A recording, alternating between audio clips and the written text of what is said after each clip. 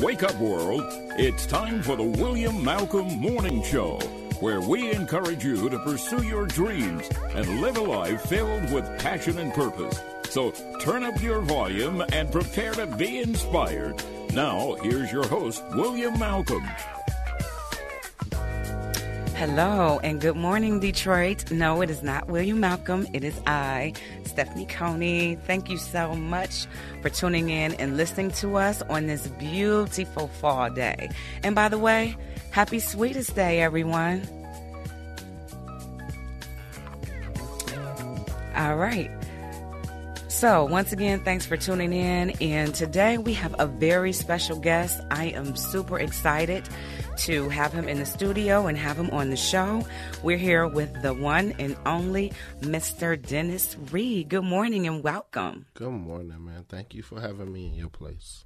Thank you for being here. Thank you so much. And happy Sweetest Day to you. I got flowers. Yes, she said they was good guest flowers, but they Sweetest Day flowers. I'm just joking. You know what? You're the first guest that I have given some flowers to, but I just wanted to show my appreciation and thank you for being here. I appreciate that, man. Like, I like feeling appreciated, man. And it's also the first time I've ever bought a man flowers. I said, no wonder. I was like, no, this is beautiful. It's a good harvest arrangement. You know, it's fall colors. So, yeah. It's cute, man. Thank you. So, I want to get right into it because I'm a huge fan. So, that's why you're here on the show in the first place, because I have followed your work, and so is my daughter. She's followed your work as well. Don't judge my parenting, anyone. I think your parenting is good. Like, you Thank have you. to let your kids experience stuff with you. Like, my mother never not cussed around me. Like, she was Jamaican and Panamanian, so you got it all. You got the real. So I think people sometimes don't like me because I be so real about stuff. Hey, that's the only way to be, is real. And that's what comes across in your movies. They are so real. I appreciate that. Yep. So, speaking of, you said your mother was Jamaican and Panamanian? Yeah. Where are you guys from? My mom was from Jamaica, but New York, and then I got here in 5th grade. Okay. So it was 5 of us. My mom had 5 kids with my father. Okay. So there it is. So, But I've been in Detroit forever. Like, I don't even claim nothing but Detroit now. okay. I've been here for so long. It's just the dopest place to live. Why do you say that? New York is dope because my whole family there. Mm-hmm. You know, like, my mother was the youngest of, like, 12, and her mother had her when she was, like, 48 or 49. So she got sisters that legitimately was older than her over 30 years. Mm. And to make a long story short, like, out of 12 kids, it's probably, like, about 200 grandkids, great-grandkids and all that. Yeah. So, like, the whole family is basically there, Jamaica, Panama. Okay. My mom and her sisters moved to Detroit, you know, to get a better life. Okay. You know, you get grass in Michigan. You don't Yeah. get grass in New York unless you live in a great neighborhood. But my mom just wanted us to have a better upbringing. So I think with Michigan, this is the only place, and nobody ever get this, that you can make $40,000 and still live a great life. Amen. Yep. You know, like the housing market here, and we not talking like big houses, but you can live on a decent block and go to a decent school with 40 G's. You can't do that nowhere else. No. Not in, you can move down south. I'm not a fan of the South like that.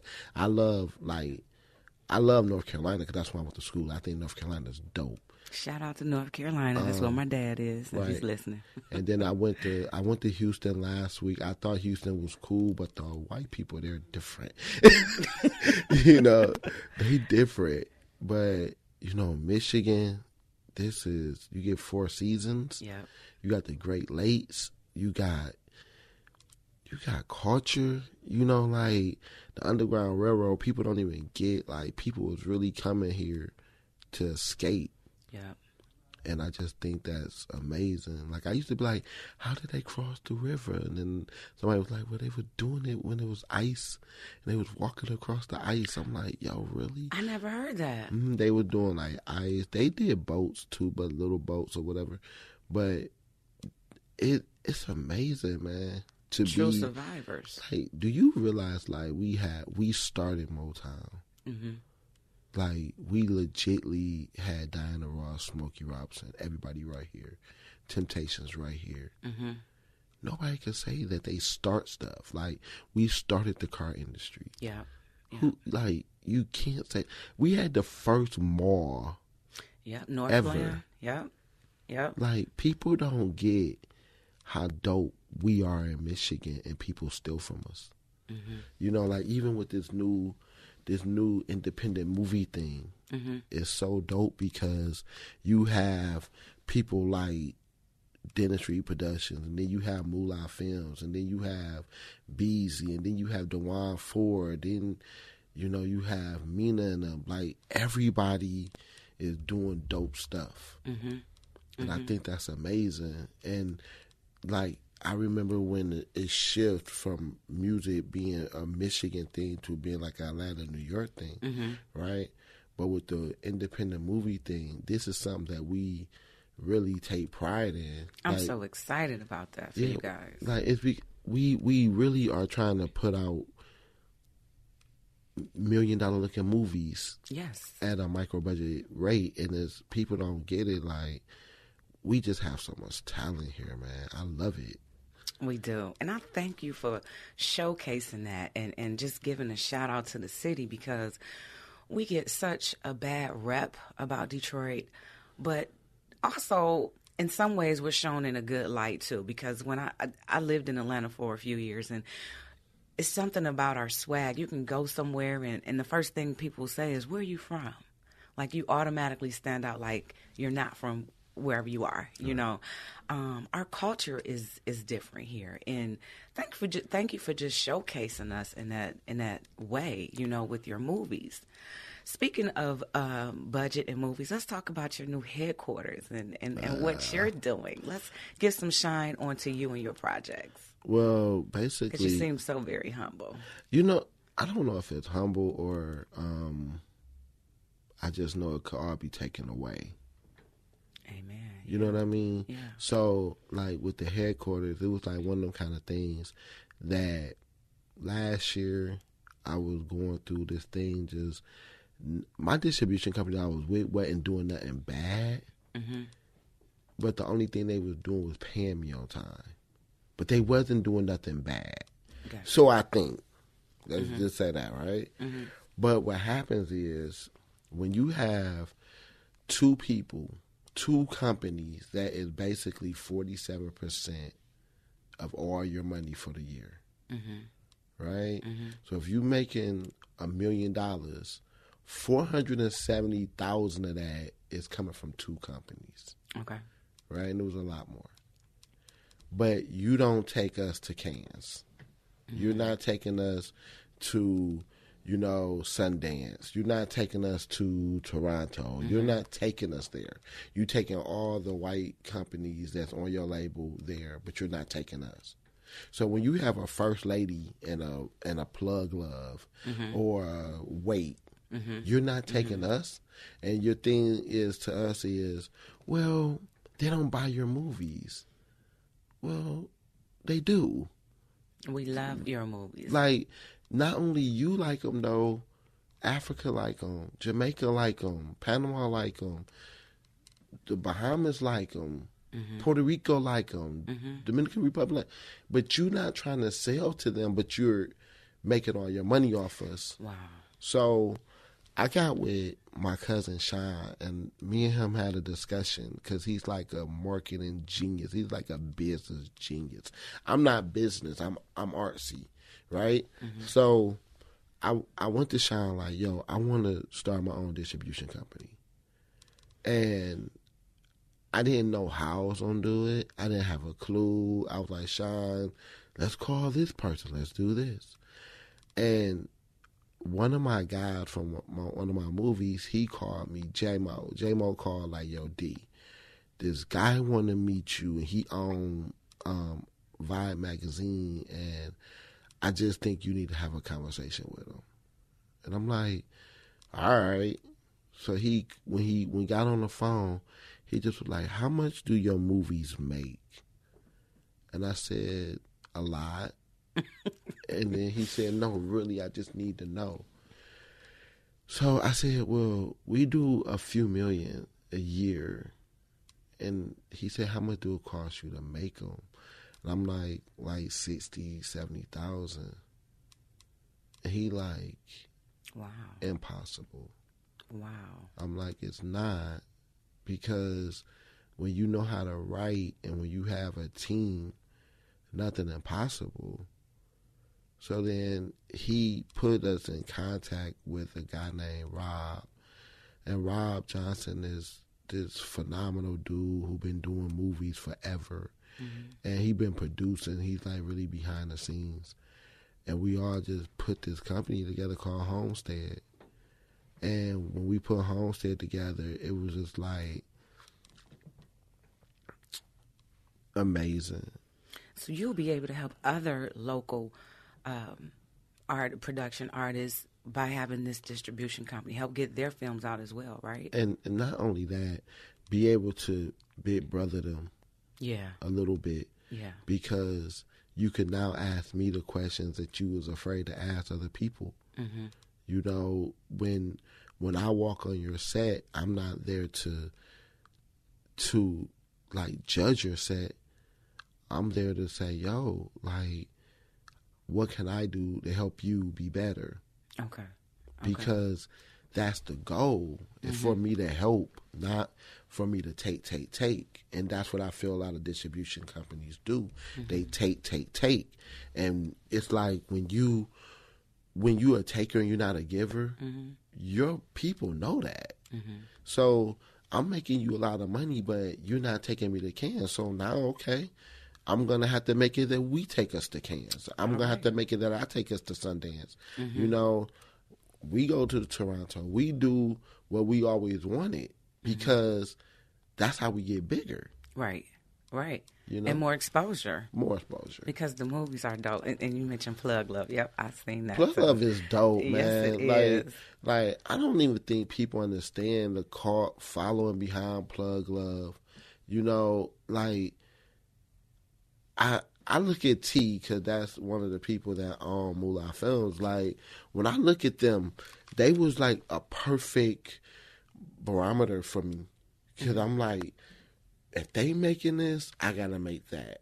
And now we have a they filming in my restaurant on Monday. You know what I mean? Like, they're my guys, you know? And then I was able to sign 𝙗𝙗 to Homestead. Like, one of the dopest creators of movies in Michigan in the world. Really? You know, then we was able to sign, you know, Lisa Brown to her first movie joint, and her numbers, I'm just going to put it to you like this. What she did this year, people ain't going to do for 3 or 4 years. Wow. What she did in 2 months.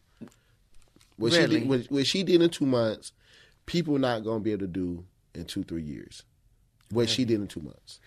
And is that because of not just her talent, but having good people like you around to support and get the project? Well, really, it's like one of them kind of things that we can't take credit for what the producers give us. Okay. We can only take credit for where we place it. Okay. And where we put it and what we put behind it, our marketing strategies. And, you know, with Lise, I look at her and I told her, she said, D, about to buy me a Range Rover. I'm like, yo, Lisa, you can't do that. And she was joking. But just for her to say, you know what, I'm about to do another movie right now. She started filming next month. Wow. That's because now she hungry. She see what God gave us. Mm-hmm. Everybody don't have this talent. Everybody don't have this talent to write. Everybody don't have this talent to produce. But she see what God gave her, and she's working it, and that's why she's going to be amazing. You know, and like I told her, even if she didn't come to Homestead, she was going to make a lot of money. Mm-hmm. She might not made as much, but she was gonna still make a lot of money. Okay. You know, like same with Mina Moreau. Mina Moreau, what she did to me, you know, and I love Mina because she like a little sister. Like we bump heads because we really like sister and brother, right? Mm-hmm. Because her mom is amazing. But Mina, I was mad at her because I was like, everything I'm telling her to do, she doing the direct opposite. And don't do this with this person. Don't do this with this person. And she was doing everything I told her not to do. Mm. But then I had to think about it like, she doing exactly what you did. Wow. When your mother was telling you not to do 𝙔𝙎𝙎𝙆𝙀𝘇, and you was still doing it your way, Mm-hmm. you had to learn your way. Mm-hmm. Her way wasn't the wrong way. It was her way. Right. So now I got to take off the big brother hat and be like, okay, the part of your way that worked, dope. The part that didn't work, dope. We fix it. You learning. You right. can't get dope. You don't even feel the gratification if you don't bump your head a little bit, mm-hmm. or if it's not no problems in it and you solved them. You know, mm-hmm. so now she's in her executive mode and she's dope. And then when the movie come out, it's gonna be even dope because she did a different kind of movie. She didn't do the typical Detroit movie. Mm-hmm. She did a comedy that, like, when y'all hear her say, my favorite line of her whole movie is, I don't even got no clothes to sell drugs in. It's like when she say that and you see her say it, you like, girl, where you come up with this from, man? I love her. And that's awesome to see a comedy come out of here because a lot of our Detroit movies are serious, to the point, you know, we're a serious town. But so who and what inspires you? And how do you keep coming up with these great ideas, hit after hit after hit? Who inspires me? Them kids, man. Like, it's really my kids, and, you know, just trying to be the best me. Mm-hmm. You know, like, for a long time, I was lost. And then, when I really realized that, I had to just change who I was, I didn't just change for me. I was changing for God. I was changing for my kids. I was changing that if my girlfriend walked out the house, I don't want them to be like, I don't want them to be like, you go with him? I want them to be like, oh, you go with him. Like, I don't want anybody to ever say anything bad to my sisters, you know, or mm-hmm. my mom when she was alive, or my dad. So those are the things that inspire me just to do better. And now I got this thing that I want to make a bunch of millionaires, so I'm working. That's an awesome idea. Awesome idea. So where do you predominantly shoot your movies here in Detroit? Like, because I see some of everything in the movies. I see, like, I like how you show neighborhood spots, like the wing spot on Greenfield. I own that. Oh, you do? Yeah. So that's why you shot that out all Mighty the time. Wing, I always shot on Mighty Wing. I've eaten there a couple times. Yeah. Okay. I own Mighty Wing. That's my spot. Then, you know, like, I shot in Opium. I shot in Comfort Zone. I own Comfort Zone. I shoot a lot, like, in Clarkston and Rochester. 'Cause mm-hmm.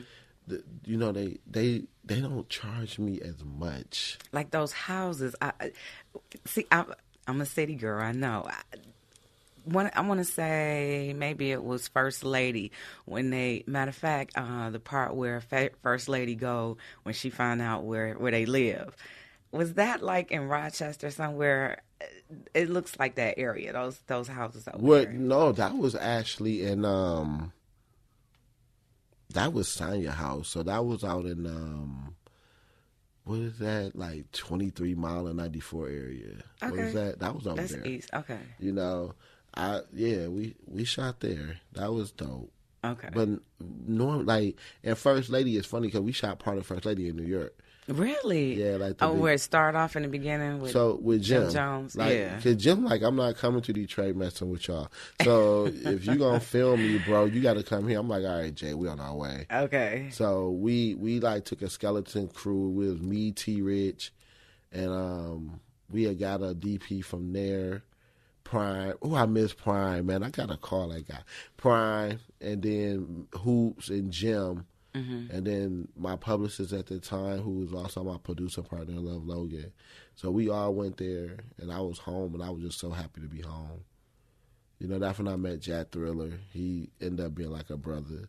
Okay. You know, like, that's the stuff I like. The best part of this is just meeting dope people like you. You know what I mean? Like, I think that's amazing. Thank you. Appreciate it. So, total number of movies to date? To date?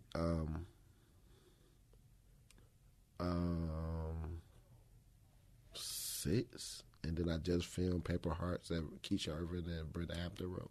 It's called what? Paper Heart. Paper Heart? Okay. Yeah. So this time goes by so fast. I need our listeners to know, where can they go and find your projects? On Tubi. Tubi? Where else? Just Tubi. Just Tubi? Well, IMDb TV, but Tubi first. So, Tubi first. Okay. Anything you want our listeners to know before we sign off? They taking me off, y'all. Follow me on Instagram, man, and Facebook, and what's your tag Twitter. So they can find you? Dennis Reed with 2 I's after the D. All right. Thank you, Detroit, for listening. We love you on this beautiful fall day, and happy Sweetest Day. Thanks for tuning in. Love you.